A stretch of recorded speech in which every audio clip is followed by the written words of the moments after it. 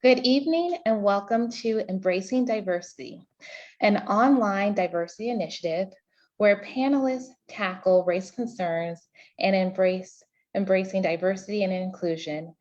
And we do these conversations bi-weekly Wednesdays. Tonight's conversation, the topic is Exploring White Privilege, which will be hosted by Reverend Vicki L. Hughes, DEI facilitator and consultant. Thank you for joining us this evening, and we invite you to join this conversation as we go live. Good evening. We need to be clear that there is no such thing as giving up one's privilege to be outside the system. One is always in the system. The only question is whether one is part of the system in a way that challenges or strengthens the status quo. Privilege is not something I take and which therefore have the option of not taking. It is something that society gives me, and unless I change the institutions which give it to me, they will continue to give it, and I will continue to have it, however noble and equalitarian intentions. That is a quote by Harry Broad. He was a professor of sociology at University of Northern Iowa. Good evening. We are talking about white privilege this evening. And before I define it, if you would please like and share this video on your Facebook pages, that would be great. Viewers, as well as panelists, if you could please share at this time. Thank you for joining us this evening. I have several panelists on here with me this evening. I want to give a definition of some quick things about white privilege. White privileges are the relative advantages racism affords to people identified as white, whether white people recognize them or deny them. To be white is to be afforded one's individuality, afforded the presumption of innocence, afforded the assumption of intelligence, afforded empathy when crying or raging, afforded disproportionate amounts of policy-making power, afforded opportunity from a white network, afforded wealth-building homes and resource-rich schools, afforded the ability to vote quickly and easily, and that is a description by Ibram Kendi, who is an author, professor, anti-racist activist. He's a historian, and he's also a director of a center called Anti-Racist Research at Boston University. And he has been in the news quite a bit within the last year or so. So you've probably heard his name before. So let's get started. I have mentioned the word advantage. And so I want to talk about advantages and disadvantages. And I've asked all of my panelists, whoever wants to volunteer, if they would talk about white privilege, those who are Caucasian on here tonight, if you would give some examples of how you have been advantaged because of your white privilege, and for people of color on here, to talk about some disadvantages you've experienced because you are not Caucasian. And anybody can start this. Any volunteers get started? I'll just give one example. Okay. A long time ago when I was in college, we had a woman who came to our floor. She was blind, she's from Nigeria, and she needed all sorts of products. And my roommate and I decided we'd take her shopping to help her try to find things. And we were in a small town in Wisconsin, and she needed lanolin. And you know what? We couldn't find it anywhere. It was really frustrating because we were trying to help her out, and it's something we just could not find. And I know she needed it for her hair. And so that's one where, you know, it's something I don't think of as a person to have. I can go to almost any store and get any product that I want to get. But for a person of color, particularly at that point in time, you couldn't find it. You couldn't find things that would have been helpful. And that was just, I don't even remember where we ended up finding it. I don't even remember, because it was just it's been a long time, but it was just it kind of hit me at that point that we couldn't find a simple product for her. Okay. Thank you, Kathy. Who wants to share next? An advantage or disadvantage regarding white privilege? I'll go next. Okay, it looks like Arthur raised his hand, and then Vivian, you can go next. It's like Arthur, did you raise your hand? Okay, Arthur and Vivian. There we go. Okay, can you hear me? Yes. Okay, great. All right, so I think part to look, particularly look at you know, pre-1960s America. So I'll give you an example. As my wife's father was an engineer, did very well for himself. And when Jody and I met, he had terminal cancer. He had throat cancer. And he had a woman who was his housekeeper, who had been there for 30 years since Jody was a little girl. And because her dad was getting worse, her sister wound up coming down and staying with him. And she didn't like the way Rosanna was taking care of things. I mean, the woman had gotten considerably older, as you can imagine, and she just up and fired her one day. So after 30 years, this woman has no retirement, no, you know, she's just out of a job. And after her dad passed away, we got an inheritance which allowed us to buy a house. So that's just like, you know, one example of how, and whether their families had money before that. I mean, they, you know, like I said, there was significant money in the estate that certainly the family of the woman that had been taking care of his house for 30 years had zero opportunity to you know, to accumulate. So I think that, you know, you can look at that where it's kind of mind-boggling when you think about it, how people who, and there's a really interesting attitude that people have about inheritance, that, you know, it's owed to them. I mean, people start counting that up before they're you know, people are even in the grave, you know what I mean? And it's just a really strange thing to me. And so anyway, that's one situation. Okay, thank you, Arthur. Vivian. Yeah, hi everyone. I'm Vivian. I'm Chinese American. Something that kind of jumping off of Arthur's point is I did not learn until recently, until the Fair Housing Act was passed in 1968, that Chinese Americans were basically kept inside San Francisco's Chinatown. San Francisco is where I live, and though it's filled with Chinese Americans and Asian Americans all across the city today, that up until relatively recently, we couldn't move or own housing outside of Chinatown. And that was an example to me that was pretty shocking, that that kind of redlining and that kind of legal housing discrimination existed. And with how expensive housing prices are here in California, in the Bay Area, it's difficult for people of color to move out. And I think kind of on the flip side of that coin, I also do benefit from white privilege as an East Asian person. I'm very pale skinned. I know people often call me an honorary white person, which I don't know how to feel about that, because oftentimes when I'm traveling outside of the kind of more Asian heavy places, whenever I meet someone that's not Asian, they'll start talking to me very slowly as if I don't understand English. They'll ask me where I'm from. I'll say California, and they'll say, but where are you really from?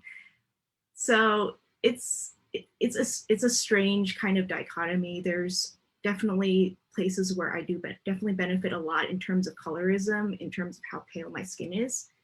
And there are still times that I'm very aware of how very not white I am.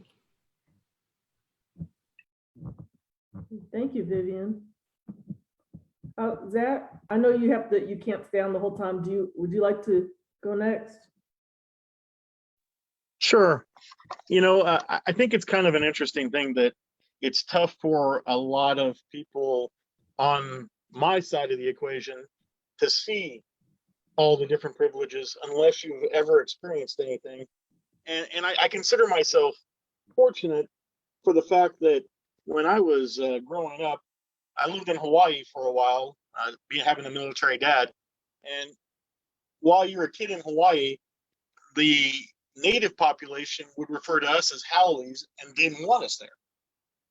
So there was some feeling of being the minority, and not anything on the grand scale, but a little bit of that feeling has left me with a better impression of some of the things that go on than I would have otherwise, because if I had never experienced that, it would be hard for me to point out some of the things that just naturally happen that I have. You know, she mentioned, housing and stuff. That was never an issue for anyone. You know, if it was me, I would have never had that problem through those ages before the Fair Housing Act. And even then, there's still, so much of the stuff that goes on, while it may not get recognized legally, it does happen. And, it's unfortunate and it continues to be there. But I think that oftentimes if you were to approach someone, a Caucasian man, and explain to him some of this, if he has an open mind, it'll be quick and easy to see that it is reality. But all too often, it's never perceived as anything that's out there because, if you've just lived your life the way you normally would, you just think that that's the way it is for everybody. And, that's unfortunate because, if you don't pay attention to what's going around, you don't see all the things, all the little slights here, the big slights there, the different things. She mentioned, well, both our prior conversations mentioned property. How much of an advantage is that to someone who's grown up with a family that's owned houses? They inherit the house, they inherit the property, they have all that, versus in the situation that he described, the lady who was the housekeeper there has nothing to go to and nothing to pass on to her children. So everyone starts at square zero in that situation versus, the advantage of, well, you'll inherit all this, or maybe I've already got enough land that you can take a parcel of it because we own this big plot. All of that adds up and makes it so much harder for someone who doesn't have those advantages. But on the other hand, if it's not someone who's exceptionally racist and doesn't pay attention and they don't look at these things, they don't see it as an advantage until they dig deeper and realize, well, yeah, I've had all this stuff to make it much easier for me than, someone who grew up living in an apartment that they could barely afford with no extra money, no nothing. And they've had to fight against a system that makes it harder for them. Thank you for sharing, Zach. Anybody else? Ewan? Building on what Zach said, there are situations where all the little slights bring a point home. They happen, and you start noticing them. And the notion that there is this thing called discrimination that happened that was sort of part of the American fabric of the American way of life. You learn that intellectually growing up, at least I did.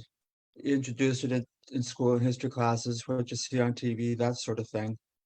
Then there are situations that bring it home. And I'm not going to give every anecdote, but I'm going to tell you what really showed to me just how systemic it was in some places. The neighborhood that I live in has maybe 1,000 homes in it.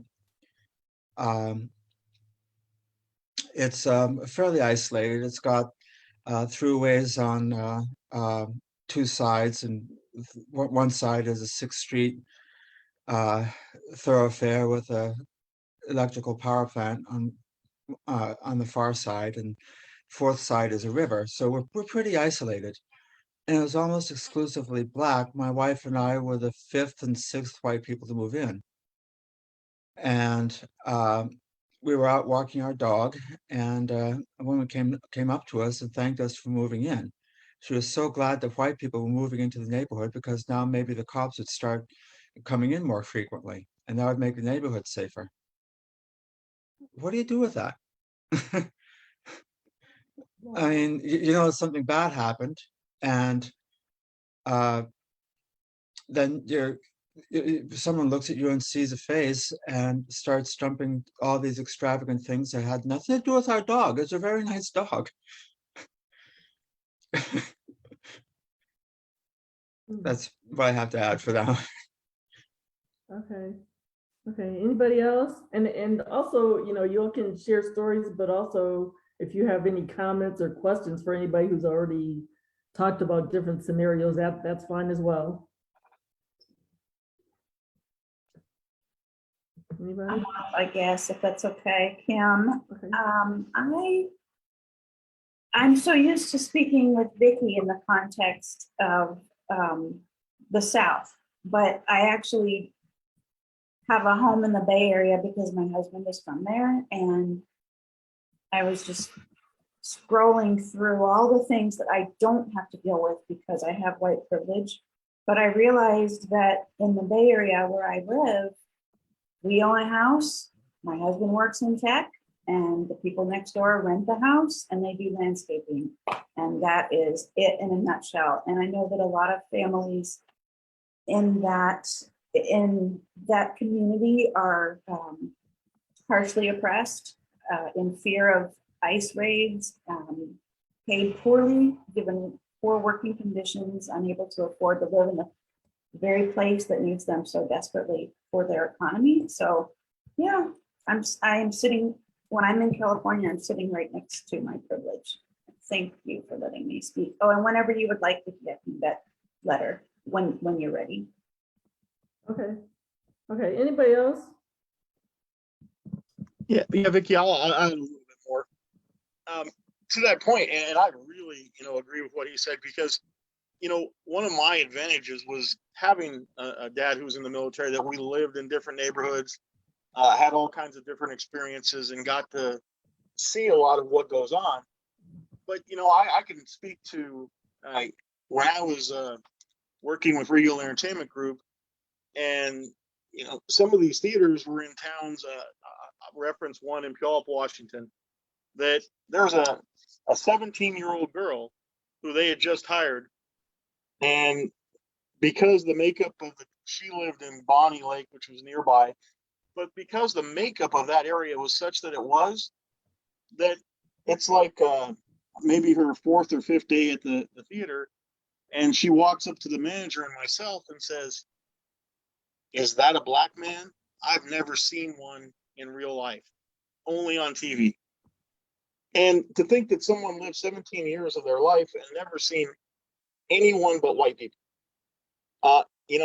it makes you think, how in the world could she have any kind of understanding or interpretation of what's going on around her?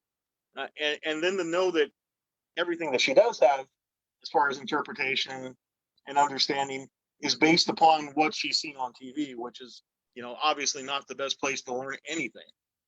But encountering that with the youth, and similar things happen frequently because I traveled all over.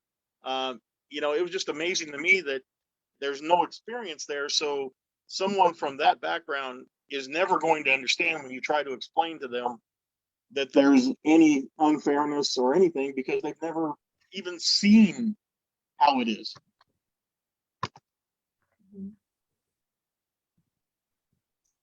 I understand. That makes sense. Sure, next. Go ahead. Can you hear me? Yes. Okay.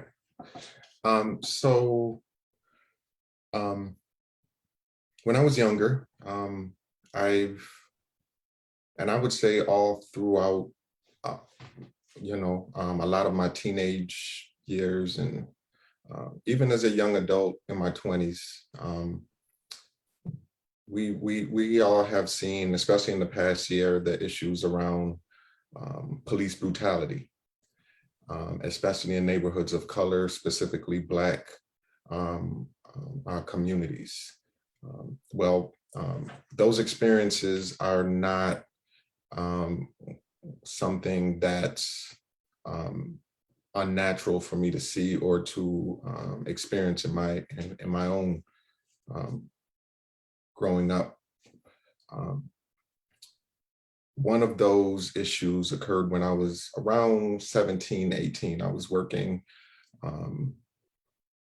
It was an after-school job. I believe I was in the 11th, 12th grade, something like that. I didn't have a vehicle yet. So in order to get to work, I had to catch the city bus. I lived in the city, upstate New York. And I was waiting at the bus one evening after school. I want to say it was around 4 p.m. So it was maybe mid-fall. So it was getting a little dark. And I was waiting at the bus stop, had on my work clothes, clearly had on a name tag, everything. And my bus was coming. I saw the bus coming down the street. I saw it maybe 2 or 3 stops away. So I started, taking out my money to pay when the bus pulled up. As the bus was coming to the next stop, I saw a police car come around the bus and drove down to where I was and stopped at the stop sign at the bus stop where I was. This was a corner bus stop, so there was an intersection there. There was a red light, traffic light, I should say. So they pulled over, came out. There's a corner store behind me, behind the bus stop. So I'm standing right there in front of the corner store. My assumption was that when the 2 police officers came out of the vehicle, they were going to go into the corner store. I didn't think anything of it. They came out, came up on the sidewalk, and immediately rushed me, grabbed me, pushed me up against the wall. They started yelling and saying, where are the drugs, things like that. Are you selling drugs? And I'm shocked. I don't even know what to say. I'm like, I don't even know what you're talking about. I'm literally waiting for the bus. I'm going to work. I work at the hospital right down the street. They proceeded to say that the store owner called and said he saw me dealing drugs outside of the store. So I'm telling the officers, I don't have any drugs on me. You see my name tag. I'm in my work clothes. This is where I work. I'm on my way to work. They pull me from off the building, turned me around, slammed me up against the car, started frisking me. One of the cops opened up the back door. They told me I'm under arrest. They shoved me in the car. And as all of this is happening, it was like slow motion. I'm watching the bus come behind the cop car, let somebody off the bus, drive around the cop car and leave. And I'm literally there going through all of this. And then they put me in the car. To make a long story short, they checked my record, all of that. The one cop up front was saying how he's tired of all of these kids out here dealing drugs. And I'm literally in the back seat with handcuffs on, mind you, telling him I'm on my way to work. I have on my work clothes. My name tag is right here. I don't sell drugs. I'm going to work. And he's like, yeah. Maybe about 20 minutes later, obviously they didn't find anything. One cop who was sitting in the passenger side came out, opened up the back door, let me out, took the handcuffs off. So I said to him, being a 17, 18-year-old, I said, okay, now since I'm late, can you take me to work? You made me late for work, take me down the street. No, you're gonna have to find your own way. They get in the car and they leave. I have to walk to work now because the next bus isn't gonna come till I don't know when. So I have to walk to work. I'm late for work. My pay is docked because of something that I didn't even do. And it's funny when I'm hearing these conversations on here right now, and I believe it was either Zach or Ewing who said that they, these are things that they don't really experience or even think about. These are things I literally think about all the time. Every time I step foot outside of my house, I think about being judged. I think about being treated as an inferior. I think about the racial iniquities that are attached to my skin color. I think about the fact that I'm a Black man and the stereotypes that come with that, being angry, being violent. I have to be mindful about the way that I speak at work. I have to literally change myself every day when I leave out of the house in order to survive. Literally, I'm talking about surviving, literally. And I envy the idea or the thought that there are people out here that don't ever have to think about that. That is a privilege to not ever have to think about being shoved up against a building just because of your skin color, just because of the neighborhood you live in.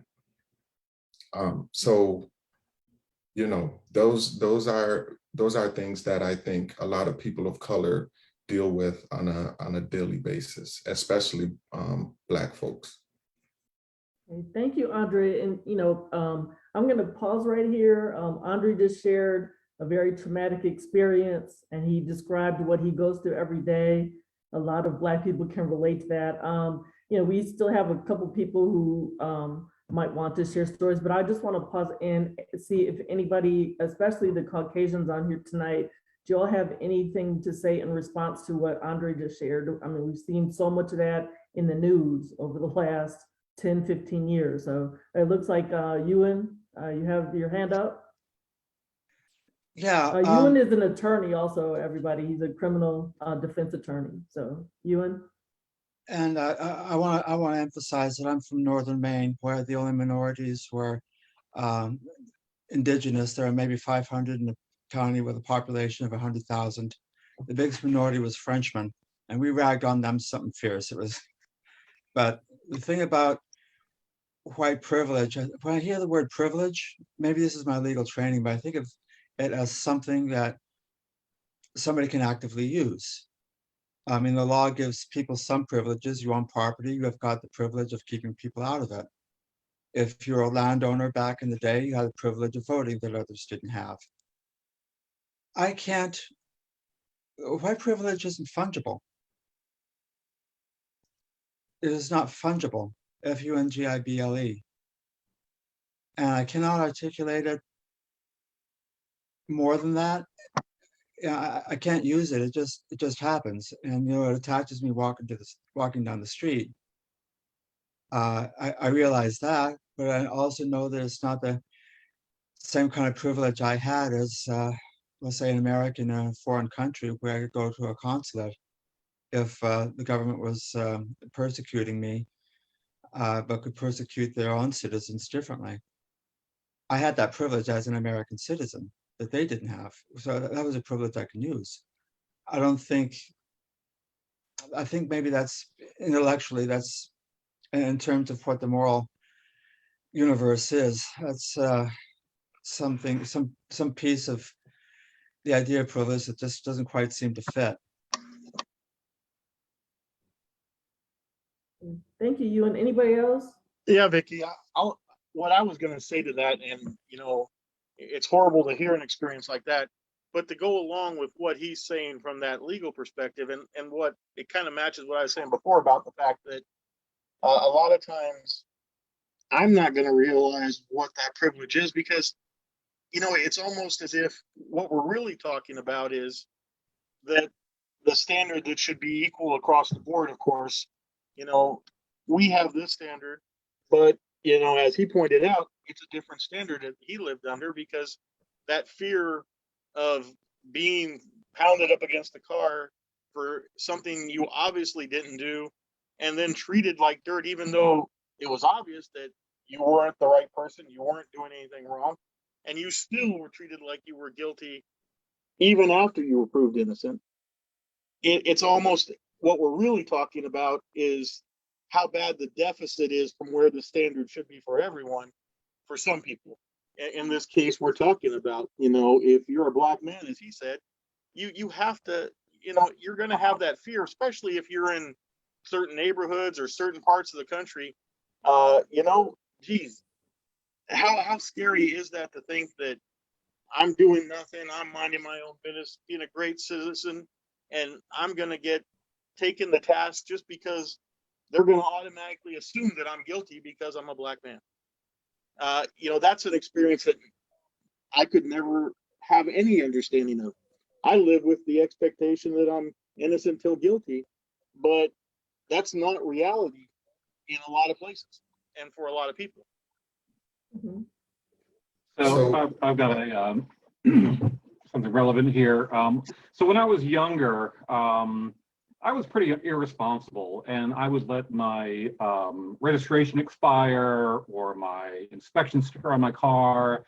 I'd get pulled over and I'd rummage through my glove compartment from my papers or whatever, my registration. You know, I didn't even think about taking it out before. These days, I get everything ready and I put my hands on the steering wheel. But back then, I would just be like, my car was a mess, and never, ever, ever occurred to me that a cop would be, you know, nervous about my actions and stuff, or that he would want to search my vehicle or anything like that. It was just like, oh crap, the worst thing I was worried about was, oh, I'm gonna have to go to court, you know, or pay a ticket. But you know, the idea that, you know, the whole driving while Black thing, I had zero comprehension of that. So yeah, just standing on a street corner, just getting pulled over for a regular, you know, minor, you know, traffic offense or whatever. And, you know, I mean, it's just really mind-boggling how different the mindset is, and how much you take for granted. And you know, it'll go into our conversation later about how difficult it is to explain to people that they even make them understand that they even have privilege, you know. But I've learned so much over time. But yeah, I look at my younger self and be like, man, you know, had I been a different color, man, I'm sure I wouldn't be, you know, risking that on a almost yearly basis. Oh yeah, inspection's expired. Oh yeah, tags are expired. Oh, you know. So it's just a whole different mindset. Yes, it is. I would love to hear from some of the people who hasn't spoken yet. Yeah, and I guess one question I would have is, you know, as a Black woman, and maybe Vicky, you can discuss this, or somebody else of color.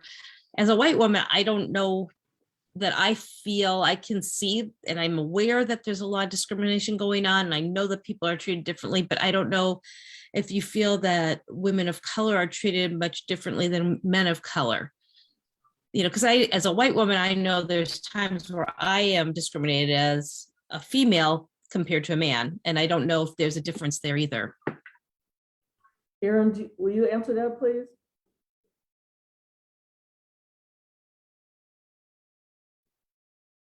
You're muted.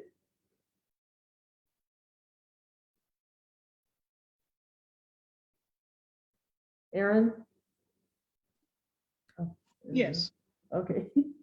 Okay. I'm sorry, what was the question again? My question was, we've heard from like a black man versus like a white person, a white man.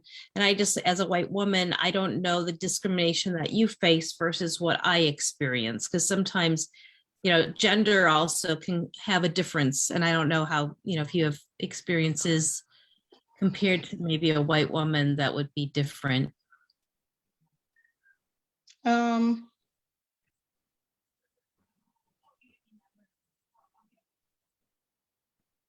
I have multiple occasions. I guess I can name one. This happened when I was in school, in college. I didn't last long at that school. I ended up leaving.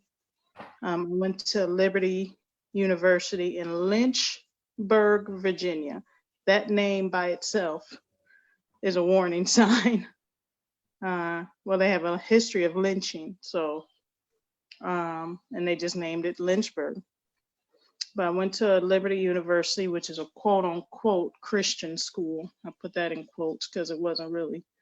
I remember, I think it was, what was his name? Dr. Volk or something like that. And it was in my, I think it was an anatomy class. I cannot remember. My brain is like really scrambled. So I apologize if I pause, or I have so much on my brain and so much going on in my life. But anyway, I remember preparing for an exam, and I studied. And well, first of all, the school is very segregated. I just stuck with the Black women and Black girls or whatever, and the white people stayed on their side, and and so once we got to class, a lot of us sat in the back of the class, and you can use your laptop or whatever. And I was using mine. I sat in my regular seat, which was close to the back, and he pulled me all the way to the front of the class in front of everyone and said, "You might cheat." And I was so embarrassed, and I'm like, I couldn't, when I think back on it, I didn't do anything about it. I think I approached him about it later on before I left the school. And he apologized. He was actually one of the guys.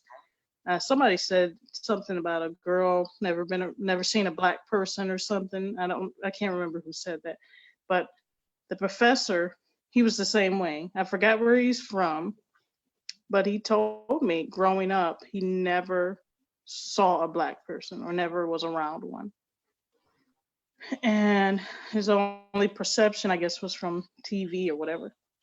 So anyway, how I was treated differently. Well, I was pushed to the very front of the class, and he accused me of cheating, which I didn't cheat. I didn't pass the exam either. So I had to take the class over again because I failed that class. But anyway, I remember the next exam we had, I sat behind a white girl, and I didn't have my laptop, and this girl had hers. Not once did he walk around the class or tell anybody to move to the front or anything. And I should have said something right then and there, but I didn't, because I guess I'm like, well, who would believe me, or he wouldn't believe me or whatever. And but she was cheating. She was copying and pasting, and she cheated her way through that exam and through that class. And I think she was training to be a counselor, and I was like, ooh, I wouldn't want you as my counselor. You cheated the whole way through. But anyway, I just saw how white people can get away with things. And white people can get away with murder. White girls can scream rape. Example, the young girl that was missing recently. You know how many Black women are missing? And there's no news. Nobody cares. Nobody cares about, they'll show a Black man getting killed by the police, and that's on the news like for a whole week or so, or, they did talk about Breonna Taylor, but the people blamed her. So many white people blamed her. Well, years ago, she did this. I'm like, but my experience, white girls just get away with more. They can do whatever. And that's just history, and that's now, and they're cared for more. The world will stop to look for a Gabby, but not a Breonna or a Crystal, or I don't know, or a Black woman, So a lot of indigenous women that are missing, Hispanic women that are missing, Black women go missing and get killed, and nobody blinks an eye. Nobody cares. But one white girl, and the whole world stops for a while to find her. And, I've grown to really, I hate to say it, but I've really gotten to the point like nothing's going to change. We can talk about it all we want. We can demand this and Black Lives Matter and all that, but nothing's going to change. Nothing's going to change. A lot of white people get up in arms, privilege. This might be the next subject, I don't know, but they used to say white privilege. Well, I grew up in a trailer. What do you mean? And I'm like, but you still have privilege. I see. So I hope that answers the question. I don't know. Hope that answers it. I just think white girls get away with more. That helps me. I really appreciate you sharing that, Erin, because sometimes when you're immersed in something, you can't always see outside of it because you're used to being treated one way and you're used to living a certain way, and you don't always know that other perspective. So I really appreciate you sharing. Can I just add something real quick to what Yes. Erin was saying also? Yes. It's interesting that you brought up the idea about Black women as opposed to white women who go missing, because I was actually watching a news program today, and I'm choosing not to mention the actual program because I know there's always political issues about what news program you're watching. But the person who was speaking was Mara Schiavo Campo, and I'm hoping I'm saying her name correctly. She's a podcast host as well, and she talked about the idea about the overrepresentation of white women in the media and the underrepresentation of women of color in the media when women go missing. And she was talking about, Gabby Petito.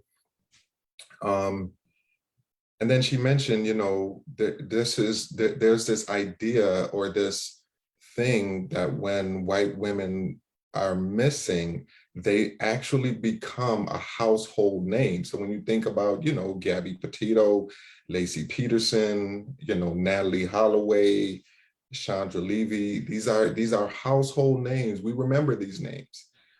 And then she presented a question to the audience and to the other folks who she was talking to in the newsroom. And she said, can you name one woman of color, especially a Black woman, who went missing? Who can name a Black woman who went missing? It's really, really difficult. You have to really sit back and think about it, right? And she talked about the idea that these issues, that even though they're so similar, as Aaron mentioned, so many Black women and other women of color face the same issues that Gabby faced, but yet it wasn't mentioned, it wasn't talked about. And the issue around that is, when it's so important that these things come to light, because what happens, especially in media, when the white women go missing, what's really great about that is that everyone is involved, right? And that creates a ripple effect, because then, because it makes national news, it forces law enforcement to actually step up and to do something about it. It actually also directs more resources to finding that person. And it also creates more funding around finding that missing person. But a person of color, because everything is so hush hush, and I know Aaron mentioned, the fact that a lot of times issues around, Black men or women of color are on the news for being shot or something like that. What about the people who are missing and the opportunities that can be out there to find these people, right? So she brought up a name, Nikki Fitz. I don't even remember Nikki Fitz, the 32-year-old woman who lived in California who went missing in 2016, along with her daughter, her 2-year-old daughter, who's still missing today. We're not even thinking about that though, right? But because it's not the same. There's a complete, there absolutely is an overrepresentation of white folks who go missing as opposed to people of color. Yeah, it might show up on a milk carton or a flyer in the neighborhood or something like that, but it's never to this magnitude, and it doesn't become a household name. I know I can't, even as a Black man, I can't think of a woman of color who went missing and easily say that person's name. And it's like, this is before my time. This would happen. I saw a documentary of the missing children. It was mostly boys. I think it was some Black girls, but mostly Black boys here in Atlanta, Georgia, back in the 70s, that all just came up missing. And nobody, the parents are heartbroken. I actually watched that documentary. My heart breaks for Black women that lose their children. Black men too, that are fathers, because Black men are in the homes as well, that's a whole nother subject. I guess we'll talk about that another time. There are Black men that are in the homes and that are good fathers and take care of their children and work and whatever. So, but there was a documentary, and I think it was a Black man they end up arresting. I forgot his name. Maybe you guys can remember, but it was here in Atlanta back in the 70s. Nobody, as a matter of fact, the police were like, well, we can't find him, so we're done. And the more and more I watched it, I believe the Klan had a lot to do with it. And they just grabbed this Black man and said, he did it and we're gonna arrest him. I think the Klan had a lot to do with that. And they got away with it. Mhm. But unfortunately, so many of our children are missing. Our Black women are missing and being killed, or even Black men come up missing. I work in hospice, and I laugh with the other staff, like social workers or nurses, and I'm like, some of the homes that we go to are in backwoods. Seriously, and I'm like, oh my God, and I tell the social worker, this is where I'm at, or we'll go together, so we can, because I'm like, well, I could come up missing and nobody will know, I joke about it, but it's true, it's because they send us some places that is kind of, and some of the people got Confederate flags, and I'm like, I know you're on hospice, but once you go into the home, they're actually nice people, and they're kind of at your surrender. But anyway, yeah, I just think so many things, and history has proven it, and it's still going on today, that we don't, I won't say we, but society and people just don't care about the Black race unless we can shuck and jive. I'm just being honest. We entertain you, make you laugh, sing you a song. But if something happens to us, it's our fault. Like I said, they blame Breonna Taylor for the police going into her home while she was sleeping in her bed and got killed. It was her fault. These are white people on Facebook saying, well, she did have something in her trunk last week, or she sold drugs. You're doing all this background check, but you never, what about Gabby? Gabby was just this innocent person. She probably was, but I'm just saying that as an example. You know, you don't do a background on her and say, well, what she does, probably her fault. I actually blame the guy that she was with. That's another story. But I hope that, I hope that makes sense. It's just anytime a Black person does something, we're the ones that get blamed. But a white person does something, oh, well, they had issues growing up, or, so do we. We have problems in our families and in our lives, and we have mental illness, we have depression, we cry, we hurt, we laugh, I think a lot of white people, even some Black people, but mostly white people, really still think we're not human. That slave mentality of back in slavery, where they really thought Black people are not even human, like God didn't make us. And that's so not true, of course, but that's how they were thinking. And that mentality, whether you like it or not, or believe it or not, is still going on today. It's passed throughout generations, and they don't think we hurt. Example, when I was working for a company back in Illinois, I live in Georgia now, but when I was working for a hospice company in Illinois, in around 2018, my grandmother died. And I remember telling the white nurse that I worked under, I was the chaplain there, and that's what I do for a living. I'm a hospice chaplain. I remember telling them, and had a lot of pain and tears in my eyes, and she said, oh, I'm sorry. You're still coming to work, right? That's what she said. And I was just like, that just taught me that they don't care. They think, but if a white woman just falls out and cries, we're supposed to pick them up and hug them, and oh, it's okay, Becky, it's okay, but you won't do the same for me.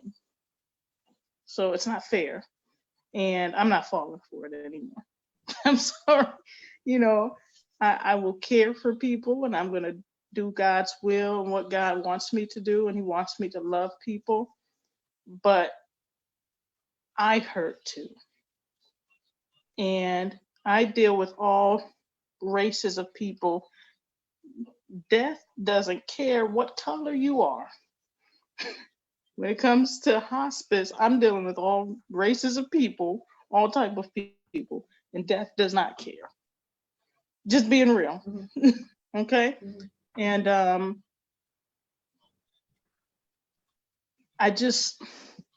but going back to her reaction to, this is my grandmother, the woman that raised me and took care of me.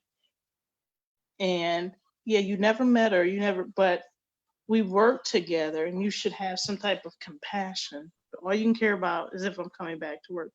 At that point, I should have said, I quit, you know, I needed the income, but no, I'm not coming right to work the next day. My grandmother died. But I saw that they had no compassion. And I said it before and I say it again. We can scream and shout Black Lives Matter, but to a lot of white people, we don't. Thank you, Erin. We haven't heard from Mike, and so I'm going to read a couple of things, Mike, and then if you could respond to this, and then I want Vivian to answer after you.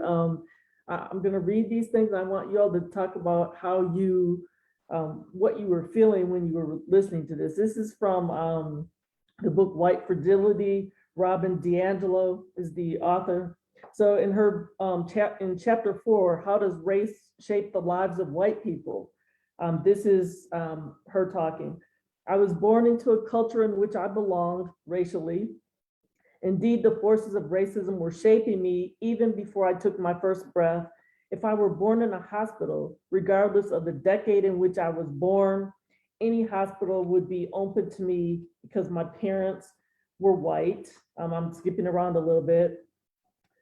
I belong when I turn on the TV, read best-selling novels, and watch blockbuster movies. I belong when I look at my teachers, counselors, and classmates. I belong when I when I learn about the history of my country through the year and throughout the year, and when I am shown its heroes and heroines, and it lists George Washington, Thomas Jefferson, Abraham Lincoln, Robert E. Lee, Amelia Earhart, Susan B. Anthony, John Glenn, Sally Ride, and Louisa May Alcott. I belong when I look through my textbooks and at the pictures on my classroom walls. Let's see, and I'll stop there. Mike and then Vivian, how did you feel when I was reading that? That's from a white person who has white privilege. She says she belongs because of her race. Yeah. So I actually have that book, read that book, shared that book in a discussion months ago. Great resource. So the word that you kept using and she kept using is belonging. And one of the terms that's used quite a bit now in diversity and inclusion is also belonging. It has become a part of that lexicon, I think. I think what I heard and what I feel is that belonging is the missing piece for people of color, because they are at home everywhere because they have power. And they have power, they have influence, they have privilege.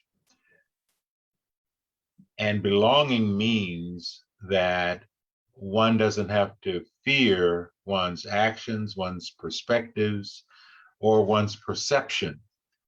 You don't think about, is that guy following me in this store? White person never thinks about that.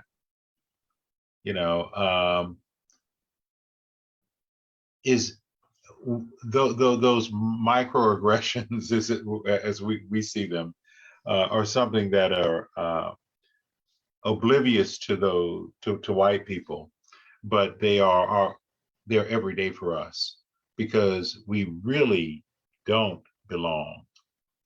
And we find, or at least I think we find, that even when we're privileged as Black people, we find just how much we don't belong when something bad happens, right?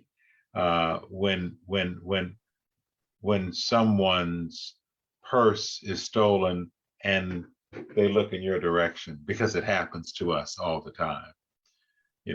When someone says, I was robbed. Oh, really? What did he look like? Well, he was white. It belonging is power. Yeah. So thank you for asking me to say something.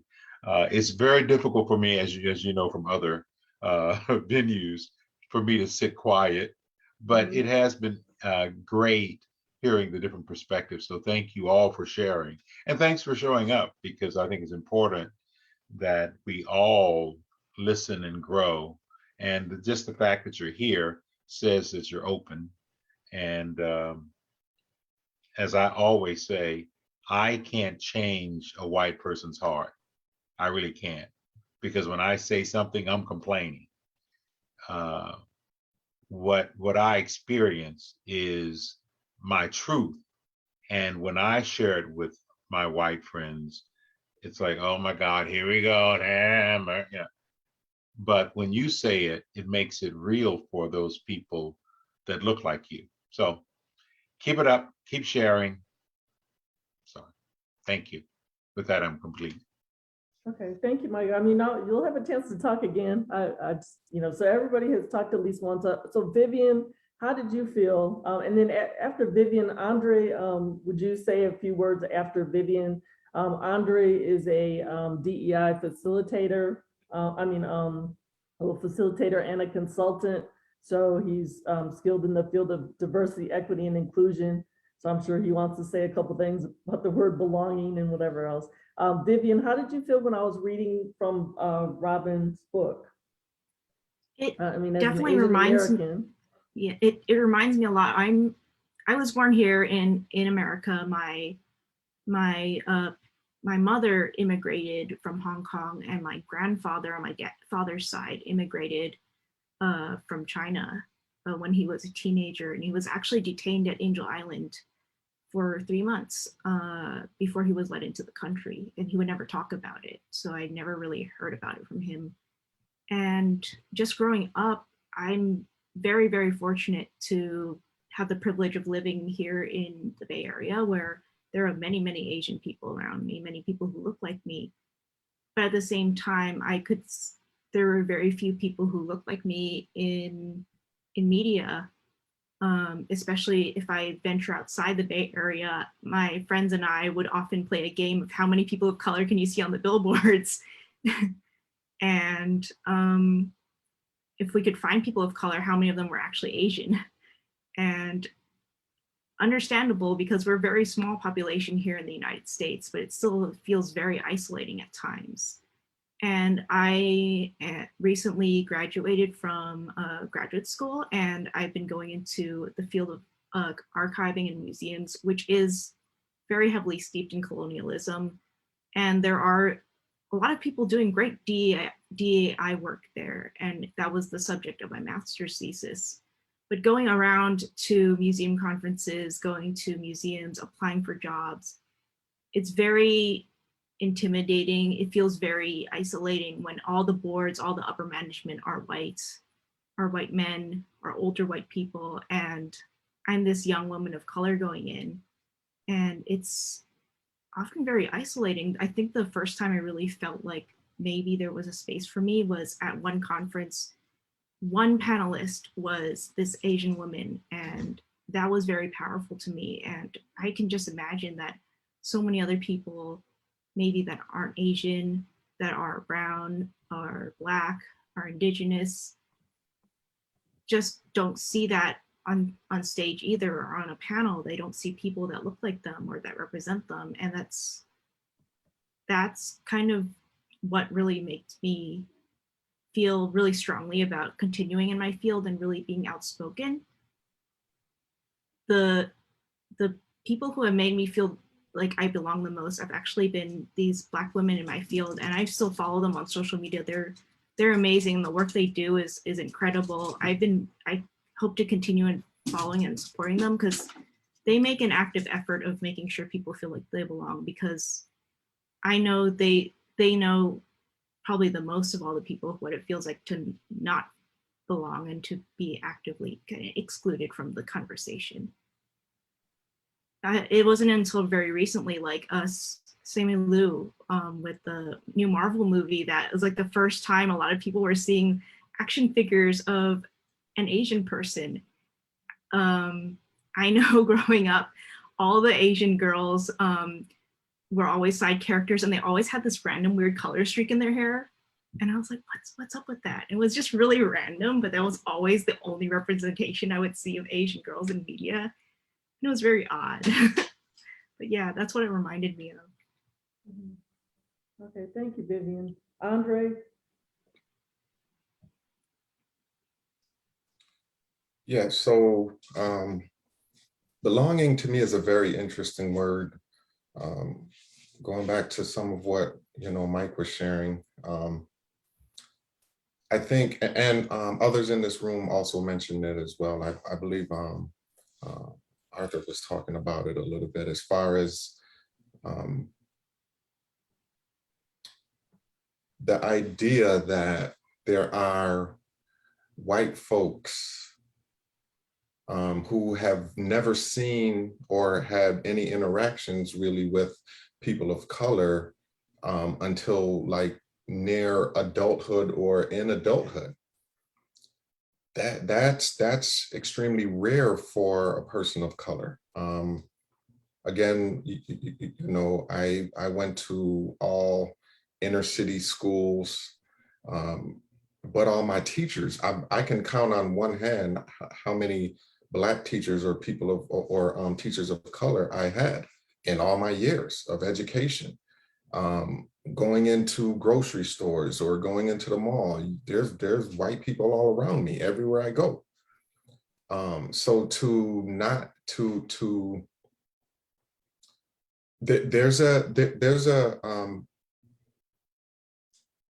there's a microaggression called environmental microaggression, which means the lack of representation, right? So, for example, I went to my son's school the other day. He's in the 9th grade, freshman, really doing well, excited. Went to the school for a curriculum night to meet all the teachers and to really understand the things he's going to be learning. And I went to his global study, global history class. And I sat down, and because of the work that I do, I'm always thinking about diversity, equity, inclusion, belonging. And so I'm looking around the room and I see all of these posters, all the presidents. They had Barack Obama up there, but they had all these presidents. He had all these news articles all over the wall from the New York Times, and hardly no people of color on the walls, except for Barack Obama. And he might have had a small poster of Martin Luther King, the usual people. And as he was talking, I'm listening to him, and he's saying that the students are really excited. They're engaged. They're excited to learn about global history. And I'm sitting there and I'm thinking, wow, okay. So after he spoke and he asked if there was any questions, I spoke up and I said, and there were, my son had the privilege of being in a suburban school, which I've never experienced in all my life. So he's around a lot of white people. He has one Black teacher who's a study hall teacher. So he's not even a core teacher or even a specials teacher. He's a study hall teacher. So I said to the global history teacher, I said, how will you incorporate education from history that has to do with people of color beyond slavery, beyond segregation? Because a lot of times, and I, for one, I refuse to watch these movies that continue to come out around slavery and abusing Black men and women or other people of color, or these movies that depicts Black people as gangsters or thieves or whatever. I have a really hard time with those movies because that further exacerbates the unconscious bias that Black people, it creates this narrative that Black people are either slaves or violent. And so when I asked him that question, he kind of paused and he looked at his assistant teacher, and then I saw the pause, so I kept going. I said, what are the representation happening in the classroom as far as, posters? I see all of these posters around, but I don't see any people of color on these posters. And his answer was, again, they looked at each other. He didn't even answer the first question, but he said about the posters, he said, we're trying to find some, we just can't find any. That's just not a good enough answer for me, because that's to me is a part of the problem when it comes to belonging, is that people of color have to work so hard just to be in the same place that a white person has to be in. And that creates exclusion, that creates the idea that they cannot be in positions of power, like all of these images that they're seeing constantly around them. Environmental microaggression, a lack of representation, right? And as a kid growing up constantly around white folks who are principals, who are teachers, who are businessmen and women, who are in positions of power, and seeing this constantly in my mind. So when I hear some of our white folks in this room say that they or others may have had the experience of not being around a person of color, specifically a Black person, that is a privilege that we, from my experience, don't have when it comes to belonging, right? We have to look for ourselves in positions of power. Think about organizations today. As you move up the scale, you see less and less people of color, and also women, right, in these spaces of power, right? So again, environmental microaggression, it creates low morale. It creates this narrative that we cannot be in positions of power. We haven't earned that right.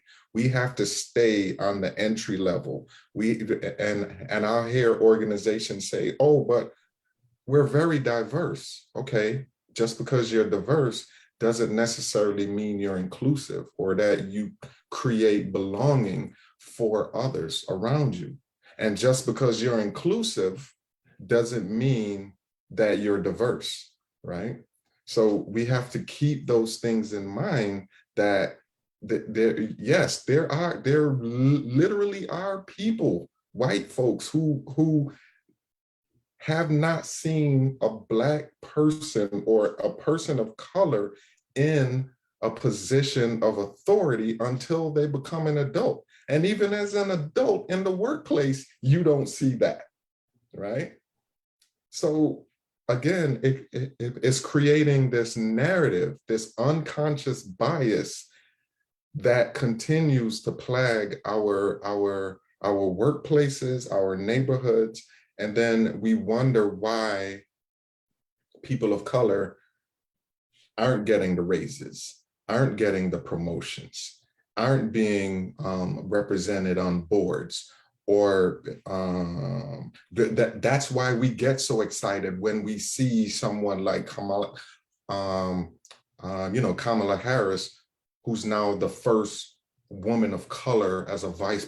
That's why we get so excited when we see Obama, when we see people of color who make it to these positions, because it's unnatural. It's not a usual occurrence. That's why it's so exciting for us. And that's why, yes, I will absolutely cheer for those people of color, because it doesn't happen often. But then the burden sits on their shoulder. It's still an issue around belonging, because now that she's the first, vice president, that weight is on her shoulder to now perform. That even people of color, even Black people, are looking at her and saying, you need to perform, you need to do this for us because you're a person of color. And then the white folks are on the other side saying, oh, she's not good enough. It's being the first is an absolute challenge because of that word belonging. How do you create belonging in a space that's not inclusive, that lacks representation, right? And then there's all of these identity threats around us, right? These to me are the issues around the word belonging that we really have to be intentional and actionable about changing and making sure that we create, in the courses I facilitate, we talk a lot about psychological safety and creating psychological safety so that people can feel that belonging, so that they can feel valued in the spaces that they're in. Thank you, Andre. And he is a DEI facilitator for Cornell University. So eCornell is the virtual, their virtual online learning towards various certificates having to do with diversity, equity, and inclusion. I've actually taken a course from Andre. Thank you so much for sharing. So, okay, so I want we have 3 white or Caucasian people on the line. Ewan and Zach had to get off due to family obligations, but so we have 3 people left. Richard had some tech issues, so if you want to make any comments, please make them, and then I would like for the remaining time to be spent just talking about how the Caucasian people are feeling as they're hearing these stories, and what you would have to say to other white people who might be listening about white privilege. Richard. Yes, good evening. Apologize for my lateness. I have some apprehension with the whole DEI concept as a whole, especially in corporate America. It seems disingenuous at times. Now, one person dies, and so now everybody's concerned about Black people. I don't believe that. I also don't believe that the NBA or whoever it is was concerned. They wore equity on the back of their jerseys for a time when it was money making for them, and so now that is no longer, no longer a threat. It's no longer important. I tell our people, I work for state government, and I tell the African-American people, because I'm actually working with the DEI people, but I say, hey, we've got like a year to get our point across, because all this thing is going to blow over. I will say this, and I'll be brief. We look at the fruit, but we don't look at the root at times. The root is that our great nation that we love and we serve, as one writer says, does not love us back. And because of that, everything is geared towards this whole thing of resources and things, Racism is geared by resources, and resources are geared by those who are empowered. And when we're not empowered, then we don't get to change the narrative. And I think one brother said it earlier, and I think this bothers me. So when we say something about it, then I become the boogeyman. I'm disgruntled. I can't talk. He's not a team player. And even though I'm more educated and have more experience than those on my job, I'm forced to work under people because they know other people. I don't know the governor. I serve at the pleasure of the governor. So instead of taking my resume, he just picked a guy who had no background at all and made him. So that's what privilege is. And so because there's no Black folk empowered in the state of Indiana, it's strictly Republican. So there's not a lot of Black people in power. That's how the world works. That's how gerrymandering and everything, that's how everything works, because racism has to do with resources. And then when you got the resources, you get to shape the way things go on. I will end this, and it kind of changes. We need white folk to come down and see what's really going on. Poverty is not a disease. It's the lack of resources. A ghetto is a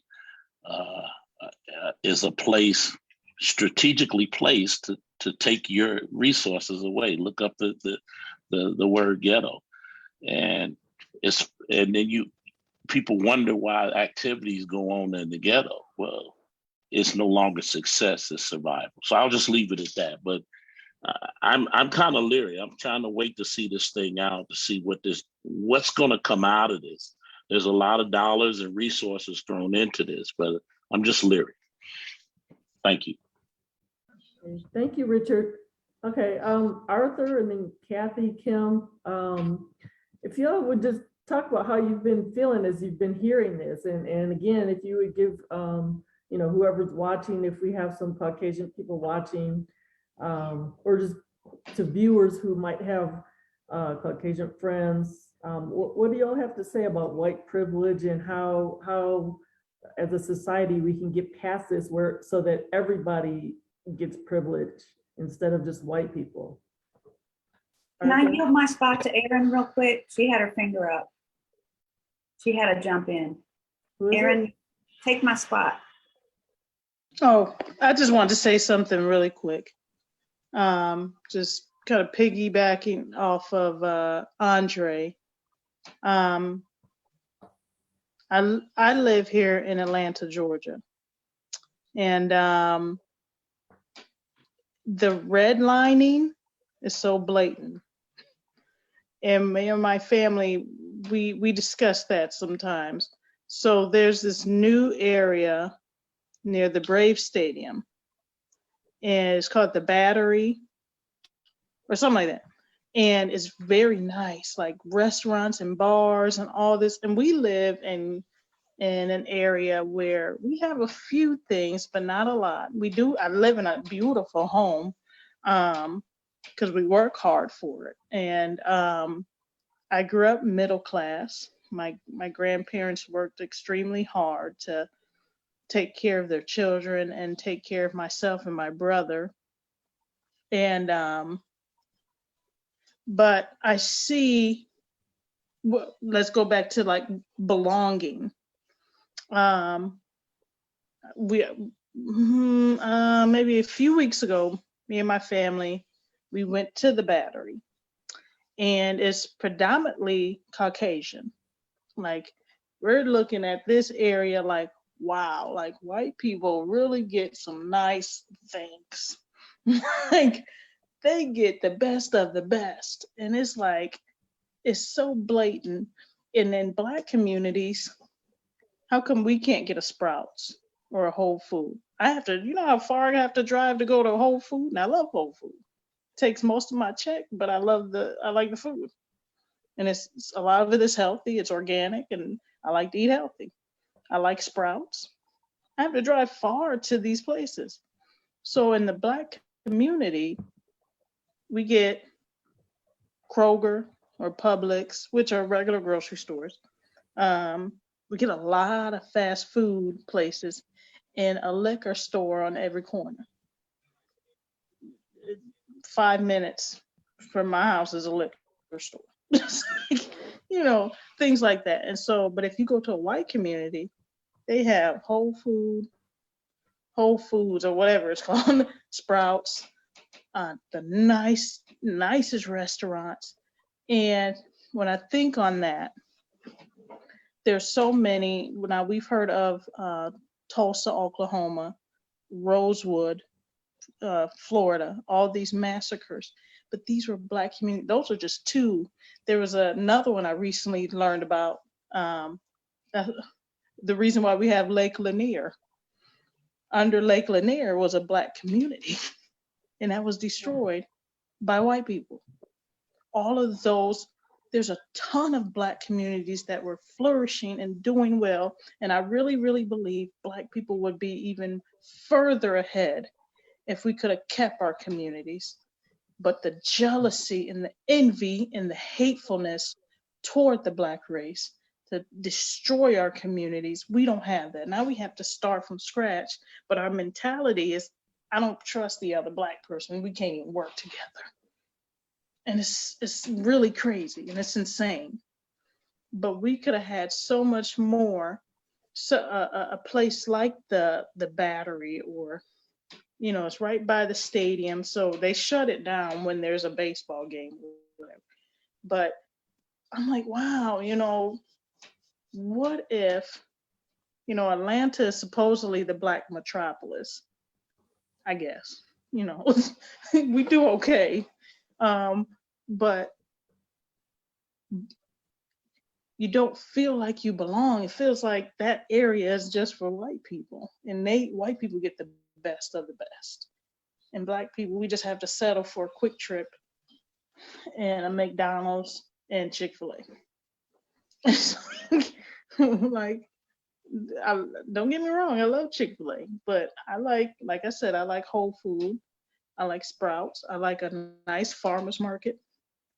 Why can't we get those things in the Black community? Because it's really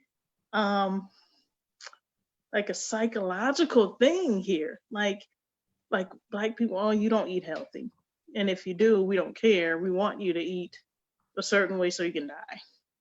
You know, they already know we have health issues, a lot of us. So these type of foods, well, you don't need to eat healthy. And just that if our communities, like I said, those thriving communities back in the 30s, 40s, and the 20s, and if they were able to stay there and continue to grow, imagine the growth for Black people. Imagine our own communities, and we would be thriving, and we have our own vegetables. And, you know, there are some Black people that are getting together here in Atlanta, that are buying lands, and so for themselves. And then I hear some white people say, well, why are they doing that? I thought they wanted integration. And why can't we have our own thing? You guys have what you want. Let us have ours. So I just wanted to mention that, you know, even just the representation, I was excited about Kamala Harris. I'm excited about Oprah Winfrey. I'm excited when I see these women, see someone like Beyonce. Beyonce is a boss, not just on the stage, but behind the scenes. She's producing other people. She's bringing up other artists. Not only that, she's a mother, she's a wife, she's doing it all, you know. I mentioned Oprah. Tyler Perry is another one. Oh my God, there's nothing this man is not doing. Every time you look on TV, he's got a new show. And I love it. And so, like Andre said, but all that pressure is on their shoulders too, you know. But yeah, I just wanted to mention that. I want to mentioned how the redlining and how belonging somewhere is still going on today. You can see it clearly here in Atlanta. You know, you go to the other side of Atlanta and white people got it all. And Black people, we just got settled for Chick-fil-A. So that's it. Okay, thank you, Erin. Okay, so we're you know, we started about 5 minutes late. We've gone about 5 minutes over. I still need to give Arthur and Kathy and Kim some time. So Arthur, would you please make some comments? Sure. So first of all, thank you very much for having me. You know, nothing I heard tonight is shocking to me. I mean, I haven't always gotten it, and I'm sure that there's a lot more for me to learn. But when I talked about the generational wealth, the reason I focused on that, you know, the Robert E. Lee statue came down in Richmond ago, largest Confederate monument in America, therefore in the world. And a man, two nights later, the first night they had opened up the streets, he was a older Black man, maybe in his 70s, and he told me that his great grandfather was a slave. And the first time that really hit me was I was at one of the plantations near Richmond, Shirley Plantation, and I met an elderly gentleman. This is about almost 30 years ago now. I met an elderly gentleman whose grandfather was a slave. And one of my close friends, Everett, a Black man who's my age, and he went to the first integrated school in Hanover County, Virginia, which is where I live, in 4th grade. So when I hear these stories, to me, it's like just shows how short history is. And the notion that somehow we should be kind of past all this. Oh man, we passed the Civil Rights Act, you know, got fearful and, you know, that kind of thing. To me, it's hearing those stories firsthand from, I guess what I'm saying is I don't know how much I can do as a white person. I try, all right? But there's a lot of pushback.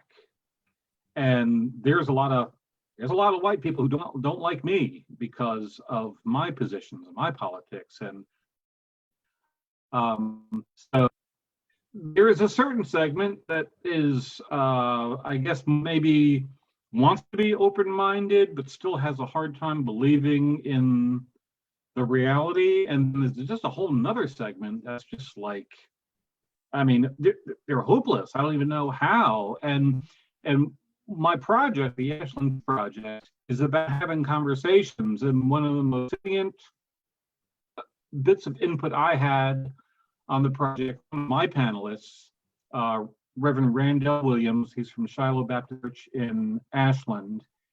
And he said, this really resonated, that the best way to kind of move through this is for people to actually work side by side, like doing things, whatever that be. Would that be Habitat for Humanity or the Soup Kitchen or whatever it is? But the idea is that rather than just coming together to have a conversation where everybody has their shields up, it's only in coming together and working together to a common goal.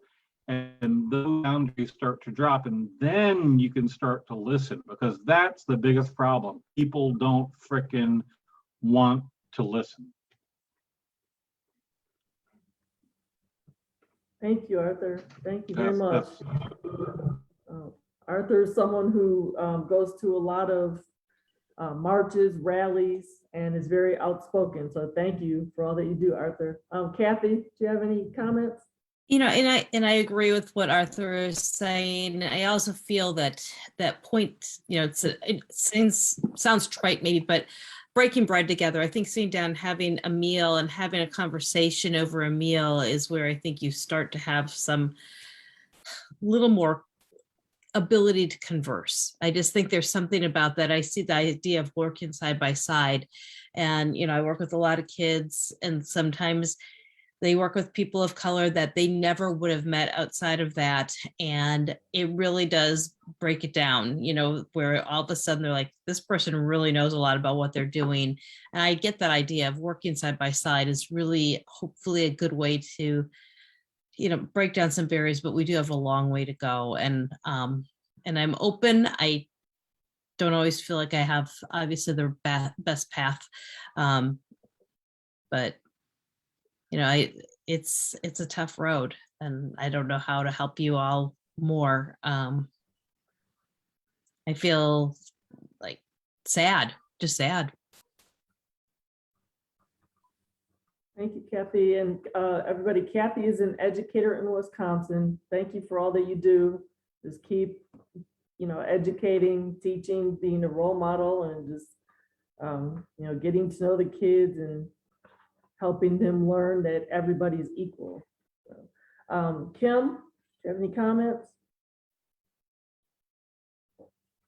Yes, I always have a comment. I'm gonna work backward. Vicki sent me a really good article, Kathy, about it was the unpacking the white privilege knapsack, I think. Unpacking the white privilege knapsack, and it has some next steps. And then a friend happened to share with me, So You Want to Talk About Race by Ijoma Oluo. And there are concrete steps in the back of that book as well. I was so happy to see.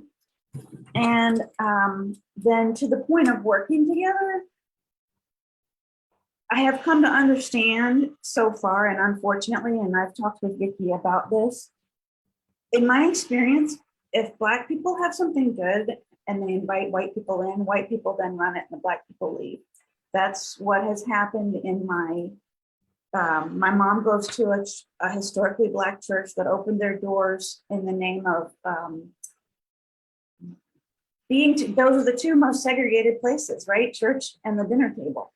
And so now they're trying to be radically inclusive, but with a lot of other things that are going on, the white hierarchy of the church doesn't get it. Too bad.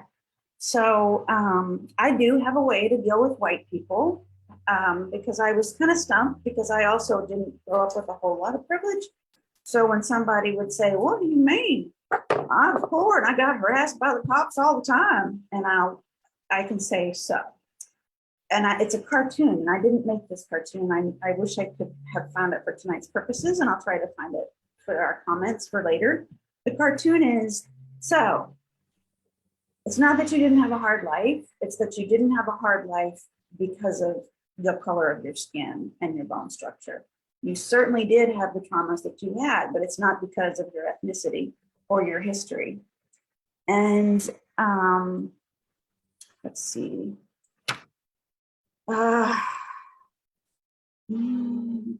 I'm not afraid to say, so systemic racism, the definition of that is, I'm preaching to my allies that I hope are watching later maybe.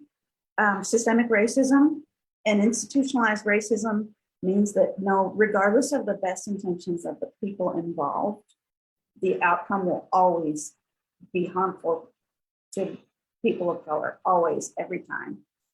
And I'm also not afraid to say that it is malicious. I believe it's malicious and deliberate. I think a lot of people don't know, but I think it's a malicious and deliberate thing on the part of enough people in society. And those of us who are like, well, my mom taught me racism was wrong, so it's good. I don't have any more work to do. We just, down here, we don't have that understanding of how much that oppression serves the machine that makes people lots and lots of money. And I too, constitutional law, I wish that we had lots and lots of lawyers. I don't believe that abuses end without litigation. Black people have the same constitutional rights as white people, but they don't get them. And That's all I'm gonna say about that. Their civil rights are being violated constantly, and we need like a whole army of attorneys.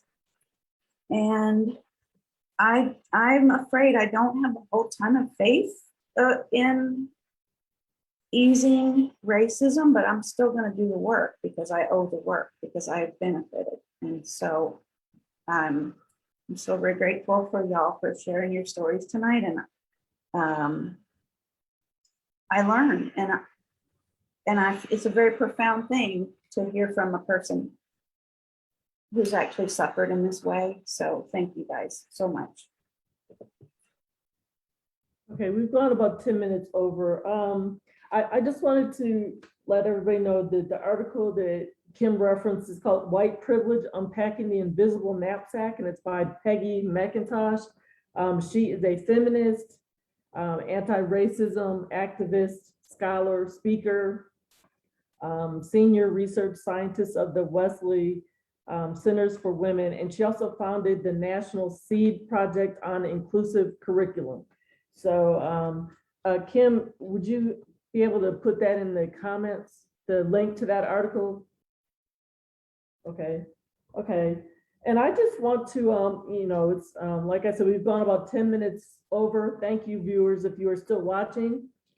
And everybody who's watching and panelists, please share this on your Facebook pages so that other people can watch. Sometimes people watch us after. Some people watch us live and some people watch us after. So please share this video, everybody. And just in closing, I'm going to read something from Frances E. Kendall, PhD. This was an article that she wrote in 2002, Understanding White Privilege. This is a white person who wrote this article. And I'm closing with, white people can continue to use unearned privilege to remain ignorant, or we can determine to put aside our opacities in order to see clearly and live differently. Thank you all for watching tonight. And again, please share this video. Hopefully we can all continue to do what we do, make a difference in the world. There are some great white people. All white people are not bad people. And although all white people have white privilege, I hope that you all will work together individually and collectively to help make this world a place where all people are privileged. Thank you all. Thank you, panelists. And also thank you to my tech person. She's called an event specialist. This is her last night with us. So I thank her for being with us since June of 2020. She has a human resources consulting firm and it has grown by leaps and bounds. So she is leaving us to focus more on her business. So thank you, Crystal Speed. She has Crystal Speed Consulting. So thank you, Crystal. Thank you, panelists, and thank you, viewers. Good night.